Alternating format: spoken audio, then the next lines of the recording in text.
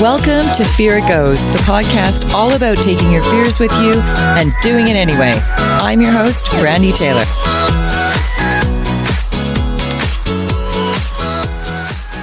Welcome to Fear It Goes, episode 1, pooping my pants and doing it anyways. And I'm totally nervous because this is the most vulnerable thing I've done to date. Putting myself out there for all to see, every flaw and fault, and bringing it to the light. You know what it's like when you start something new? It's the unknown. It's like sitting in the dark and getting hit in the head with ball after ball for 5 different angles, or being punched in the face and you don't see it coming. It's all the unknown, unfamiliar variables. You know, I didn't really think I was going to talk about this in the intro podcast, but I feel like I have to, because it has a massive bearing on why we're doing what we do at Fear It Goes. This week has brought so much darkness from every corner of my subconscious to the surface. It's created some of the most doubtful moments for this podcast and the launch I'm about to do. On the precipice of change comes challenge, and it doesn't always go smoothly or easily. And honestly, the bigger the change, the stronger the ego wants to hold you. The holding pattern. The known, the comfortable, not always feeling good, but comfortable nonetheless, the rut, the place where you don't and won't grow. But I guess this is my saving grace this week. That place terrifies me more than any change I could ever bring to my life. Talking about change and fear around change, let me share this with you. These past 9 months of my life have been a complete overhaul. Almost nothing's the same. And really, if I look at it, and I'm completely honest, it's really been probably almost 2 years now. But the biggest changes have happened over the last 9 months. Almost nothing's the same. The only consistent are my 2 boys in the city I live in and my very close friends who I value more than anything on this planet. April 2017, I started playing an online game. And if you've ever played a game online, you know that chat rooms are wild. You see, I'm not a gamer. Anyone who knows me knows I'm not a gamer. I don't play games, but this was really fun. And for some reason, I was really drawn to it. People from all over the world played this game, different ages, different backgrounds. None of that really mattered in the game, though. What came of this was the chats. And let's be honest, in the chat rooms, you can be whoever you want. I got to rediscover parts of me that had fragmented. The coolest part was I actually really did maintain me, but I had no fears of being the me that I had locked away for so long. I got to rediscover parts of me. I forgot that I was funny. I forgot I could banter with the best of them. I forgot I was driven and a leader. I forgot the adventurer and the explorer and the creator, the major optimist. I forgot I was a woman and not just a mom. I forgot so many sides of me because I was making myself small for someone else. And really, in the end, I realized I'd made myself small because that's something I thought I needed to be. I hadn't pieced anything together at that stage. It was in June when it all came to a head. I woke up one morning at 5 a.m., couldn't sleep, and wrote in my journal. And it was the weirdest thing because I really actually hadn't touched this journal in years. And there I was, writing. Not to myself, but to my husband. I wrote many things that morning about the person I'd become, who I was, and how I was snuffing out my own light. How I'd become someone I didn't even recognize, and I certainly didn't love her. I didn't even like her. She was a mess. She was dependent. She couldn't stand on her own. I wasn't proud of who she had become. I used her because that doesn't even feel like me. She was so many things I said I'd never be again. And I use the word again here because it was a repetitive pattern. But as I wrote, tears flowed, strength came, And I finally had clarity. I saw I couldn't and wouldn't be that small anymore. I knew then I was taking that light back. We all need our light. It's our spark. It's our soul. It's what's in us. And we hide from it sometimes. It's the thing that motivates and drives us, the thing that connects us to all others and purpose and meaning and absolute complete wholeness. It's love. I'd given up so much of myself because I didn't want to hurt someone else. And really, in the end, I was only destroying myself. It was right then that I knew I was leaving a 15-year relationship. We tried talking, we tried counseling. We just couldn't get where we needed to salvage the relationship. And really, there were too many problems that we just weren't willing to face. And part of it was, at that point, I'd grown and opened up. After this, everything came fast and furious. First, I found fun in me again. I'd forgotten that part of myself, and it was so awesome. I was happy and confident and grounded for the first time in years. I was strong. I loved myself again, but not really to the extent that I now do. I was just starting to see the glimmers of what loving yourself is. And then we told the kids. And it was the worst day of my entire life. I've never seen anything more horrible in that moment. But to be honest, I would never change that moment. And as much as I broke my children's heart in that moment, I have gifted them something much better now.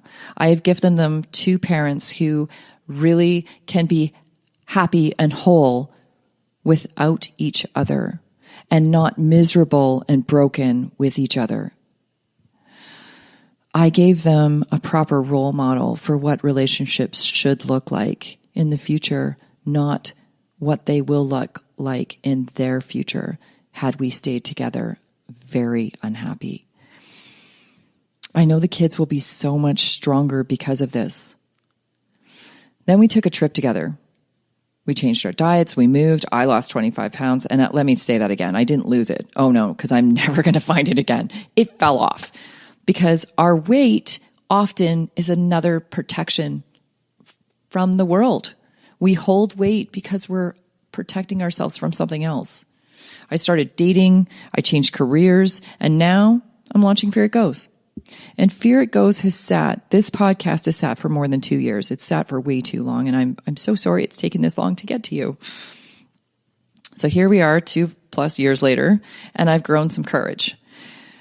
I said that this week has proven hard. Really, full disclosure, it's actually felt kind of crazy. I've never felt such resistance or challenge bombarding me all at once, ever. I dropped to lows I have never seen in myself. I cried, I fought, I doubted, I allowed all the negative garbage back in, even though I know better. I found everything else to do other than record this podcast. I allowed every horrible weed to surface. All the weeds in the garden, the voices laughing, saying things like, this podcast will suck. No one will like this. It'll be boring. Look at all the polished podcasters out there. And everything else that came. Because these are the voices that we hear. These are the doubts that keep us in the known, that keep us protected from making changes. Change is not always easy when we don't have the right tools. And at this time, I now have the right tools, and I know how to work with these voices, and I know the negative thoughts and what they mean, and how they actually are gifts that we are not necessarily seeing that way. They brought so many fears to the surface, and some really brutal ones. Brutal ones from the past, because really this is it. It's our beliefs. And our old beliefs are holding us in the patterns of you're not smart enough, or you're not loved, or you're not enough, or you're not worthy of this success, or you're not worthy of this life of greatness, or whatever, fill in the blank. These thoughts challenge every one of our core beliefs. And they are tells, they're signs, they're guides. They're always showing us what we need to work on. All these voices will challenge your beliefs. They'll tell you you can't. These voices, these weeds, we have to be able to pull them out of our garden because our garden needs to be nourished with the things that help it grow healthy. And yeah, the voices, they're loud. And they can be obnoxious, and they can be extremely hurtful, and they can cut like daggers. It's what's underneath them.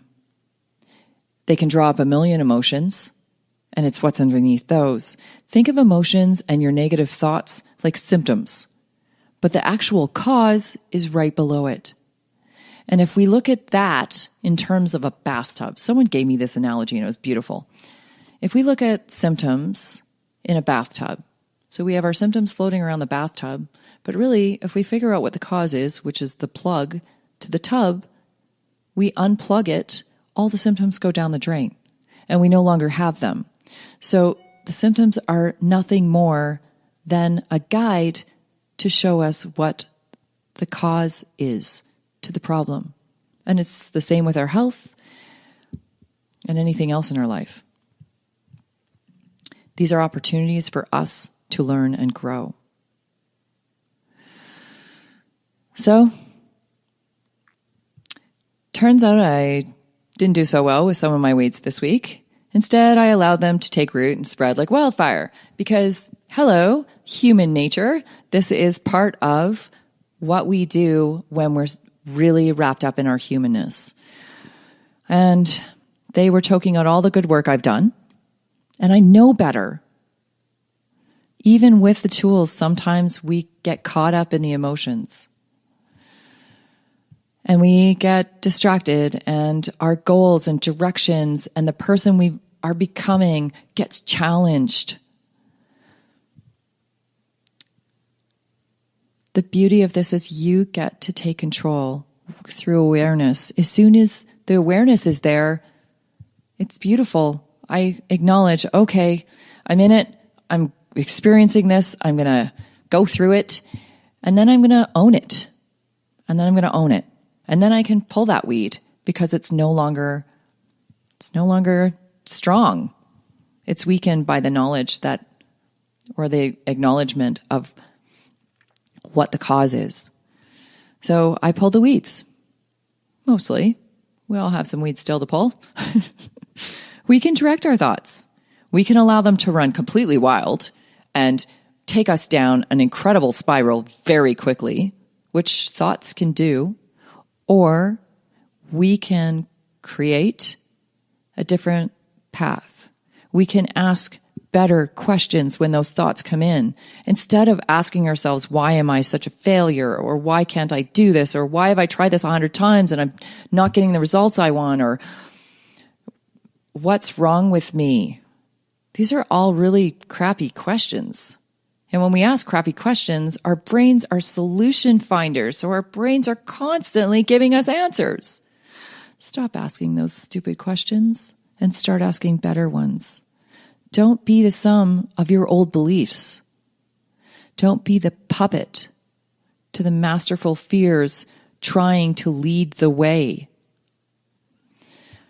Our behaviors, our beliefs are so ingrained, it feels like we're breathing. We don't even think about it.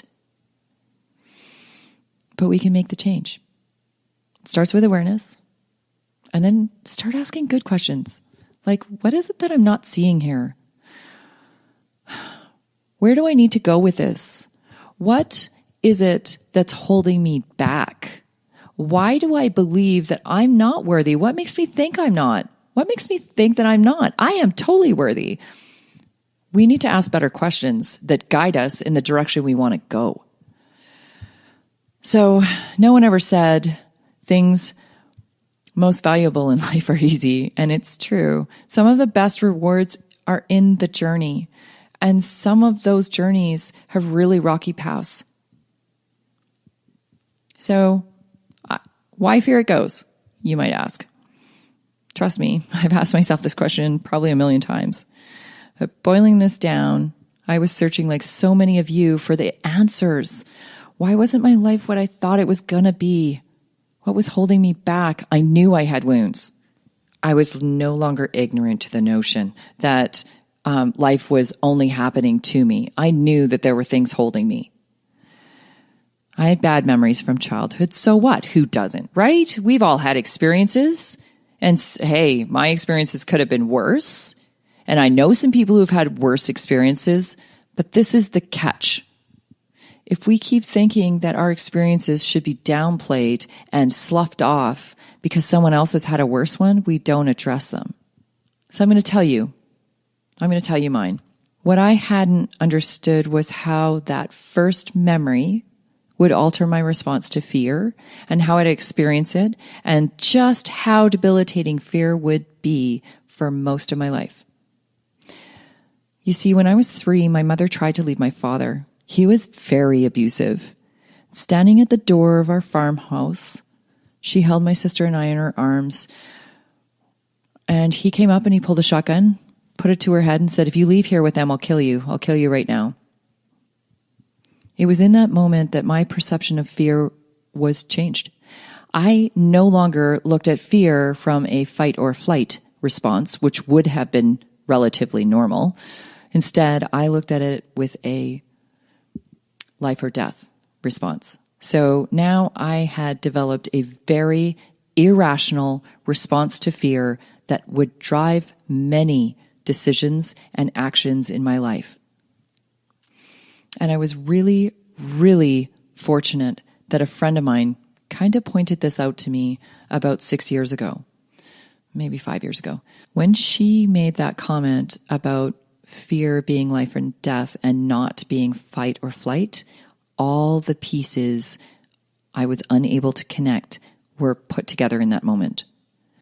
It helped immensely, but still I needed tools. I still didn't have them. I was still searching.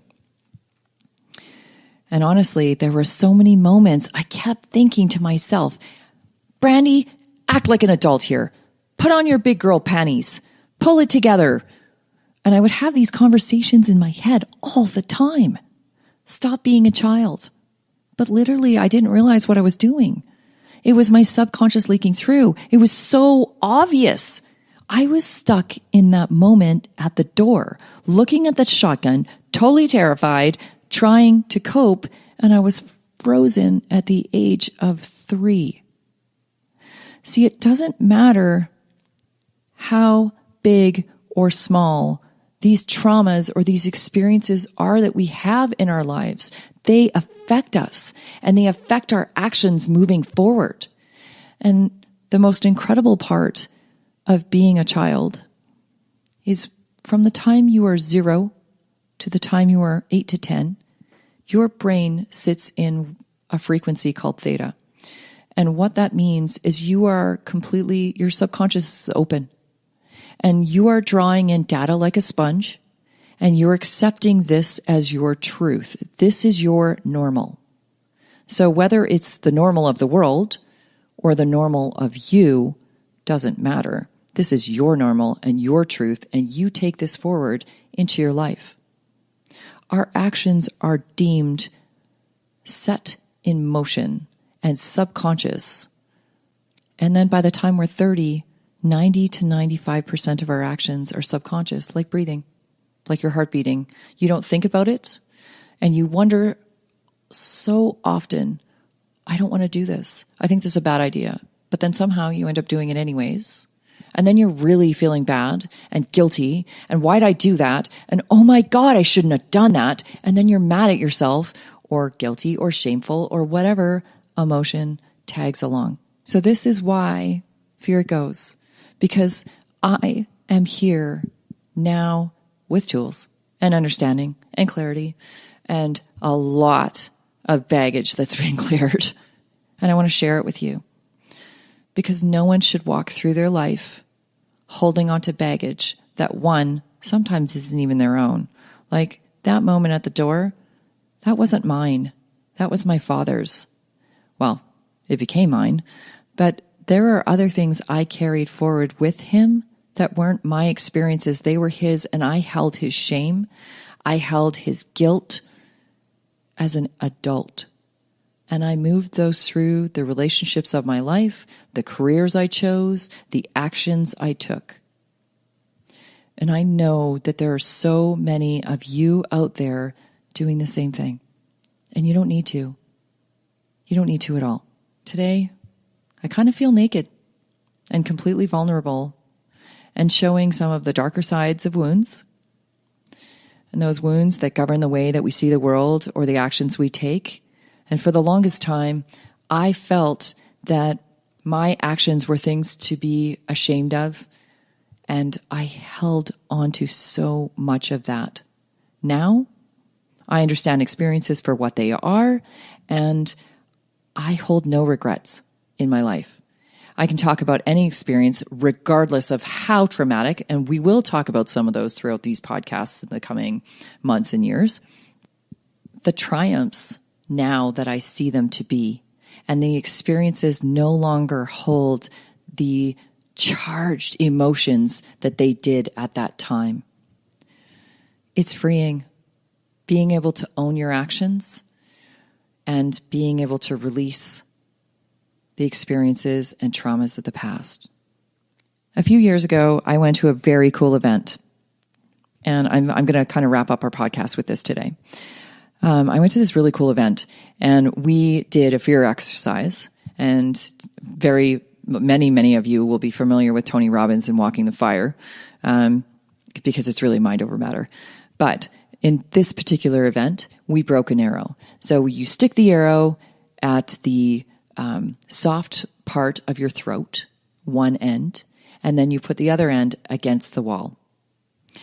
And you take a step forward. And it was really funny. I remember looking at the facilitator and saying, so I just take a step forward? And she says, yep. And I have the blunt end of the arrow, not the quill end, but the blunt end, because it's a little bit blunt, but I have it on my throat. And it's not that it feels good, because it's still an arrow and it's long, but I have this there, and I'm like, I'm going to just do this. So I took a step forward, and I remember thinking to myself, oh, that hurts. Oh, not really. It's not that bad. Oh my God. And the arrow, you could hear it breaking. And then I went, oh my God, I just broke that arrow. I made it through. And really, that's what fear is. That's exactly what fear is. We think it's going to be this huge, horrible, life-threatening thing, in my case, but for most, it would not be life-threatening. We think that, and then we realize it's not really that big a deal. It might be a little bit painful when we're going through it, but in the end, we've conquered it. We've broken the fear.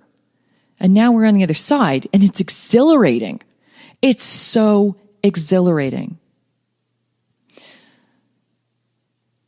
This podcast will offer you stories you can relate to. It will inspire you. It will help you with self-confidence. It will guide you. This podcast will bounce back and forth between conversations with me and interviews with others. The next podcast I'm super excited to bring you is an incredible story with a gentleman who has the most incredible spirit I've ever encountered. He was scouted by the NHL when he was 15. He's a spectacular hockey player, but his story is even better, and I can't wait to share it with you. Here It Goes is here to help motivate you to take the steps you want to take to grow and to grow into your greatest self. It's a community of people who have taken their fears with them and taken those steps. And I swear you can too. Anytime you think you can't, you can. So go out into the world and take one step, and take on one of your fears. Take the first step. You'll be pleasantly surprised, like I was when I broke that arrow. just take the first step. Until next time, thank you so much for listening. I'm really looking forward to future episodes with you. If you like this, please subscribe below. And if you like this, please give us 5 stars. If you don't like this, please give us 5 stars and write some comments at Fear It Goes. If you have some show ideas, please actually go to fearitgoes.com and write us there and let us know what you're interested in hearing, and I will look into that for future episodes. I have some really exciting episodes planned, so come back and check us out. Thank you so much for listening, and have an absolutely extraordinary day.